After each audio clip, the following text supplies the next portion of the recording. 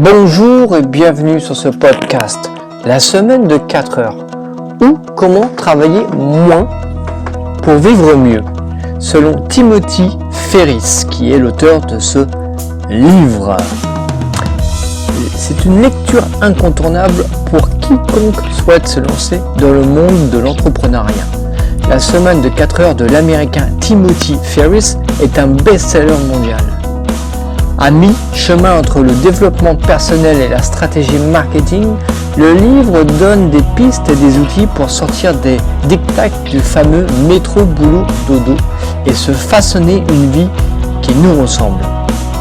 Voici le résumé de l'ouvrage. Le message clé de la semaine de 4 heures. Travaillez moins, gagnez plus et vivez mieux. Telle est la devise de Tim Ferriss sur la couverture du livre.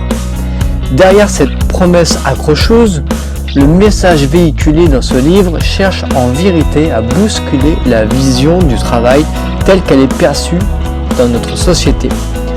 L'auteur part du constat suivant: la plupart des gens passent leur vie entièrement à travailler en moyenne 40 heures par semaine avec de courtes périodes de repos, le week-end ou lors des vacances annuelles.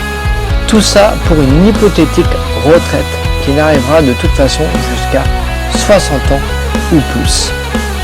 Dans la semaine de 4 heures, Tim Ferriss donne la recette pour devenir ce qu'il appelle un nouveau bienheureux. Les nouveaux bienheureux sont des gens qui maîtrisent l'équilibre entre les ingrédients de base d'une vie agréable, le temps, le revenu et la mobilité. Ils ont atteint l'indépendance financière et ont drastiquement réduit leur temps de travail hebdomadaire. Ils sont ainsi libres de consacrer leur journée à faire ce qu'ils aiment vraiment, que ce soit visiter Porto ou bien encore apprendre le russe. Le livre s'articule autour de 4 grands principes. Identifier ses besoins et briser les conventions. Repenser sa productivité personnelle, mettre en place un business automatisé, s'affranchir des contraintes géographiques. Le bouleversement des règles du jeu. Tim Ferriss invite d'abord le lecteur à s'interroger: si vous ne deviez pas aller au travail tous les jours de la semaine, que feriez-vous à la place ? La réponse à cette question doit servir de ciment pour identifier ses nouveaux objectifs de vie.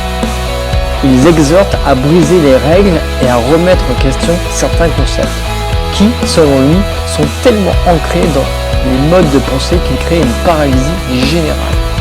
Selon Ferriss, c'est la peur qui empêche la plupart des gens de vivre leurs rêves. Il propose de rompre avec cette paralysie en imaginant la pire chose qui pourrait se produire si vous passez à l'action. Avec ce scénario catastrophe en tête, essayez de trouver des solutions tout en listant également les avantages à sauter le pas. Le projet ne semblera alors plus si terrifiant. La productivité vue autrement. La seconde partie de la semaine de 4 heures aborde principalement la notion de la gestion du temps. Il pointe du doigt cette idée faussée comme quoi être toujours occupé est un gage de réussite. Tim Ferriss insiste ici le lecteur à appliquer 2 principes pour maximiser sa productivité et se dégager du temps libre. Maximiser sa productivité et se dégager du temps libre. Grâce à quoi ? À la loi de Pareto qui déclare que 80% des résultats sont en réalité produits par seulement 20% des causes.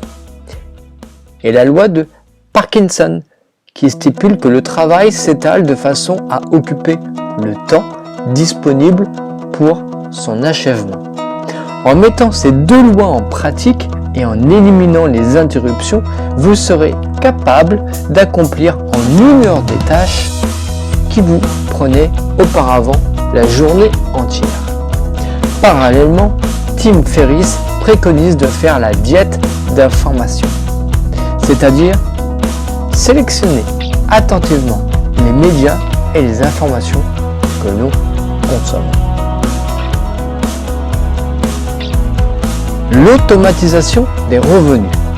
On arrive maintenant à une étape clé pour devenir un nouveau bienheureux. Lancer une activité à l'externaliser presque entièrement. Tim Ferriss introduit ici le terme de muse. Une muse, c'est en fait un business profitable et automatisé qui génère des revenus tout en demandant une gestion minime. Pour avoir une muse, il faut donc trouver un produit à vendre en ligne. Ce peut être par exemple un e-commerce en dropshipping ou la vente de produits numériques. Une fois le business en place, l'idée est de pratiquer le MBA,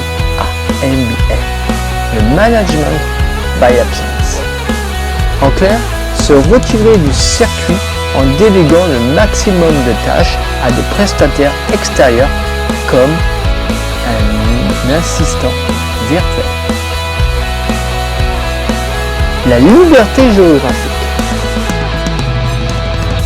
Dans cette dernière partie, Tim Ferriss explique que la semaine de 4 heures peut aussi être appliquée en tant que salarié grâce au télétravail. À force de négocier et d'argumentaire, vous pourrez peut-être convaincre votre patron de vous laisser travailler à distance.